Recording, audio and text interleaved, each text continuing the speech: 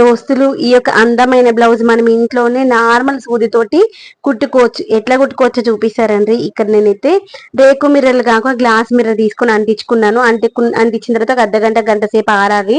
ఆరిన తర్వాత నేను సిల్క్ థ్రెడ్ తీసుకొని 8 వరుసలు సూదికి ఎక్కించుకొని ముడి వేసుకున్నాక ముందు ఒక 2 పొడవు గీతలు 2 అడ్డం గీతలు వచ్చేలాగా కుట్టుకున్నాను, కొంచెం దూరంగా. తర్వాత సూదిని ఒక కార్నర్ లో పైకి తీసి తర్వాత ఒక 2 కార్నర్స్ వదిలేసి 3వ కార్నర్ లో కిందికి దించేసా.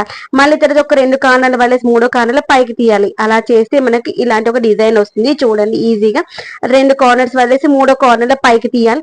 తర్వాత 2 కార్నర్లు వదిలేసి మళ్ళీ 3వ కార్నర్ లో కిందికి దించేసారు.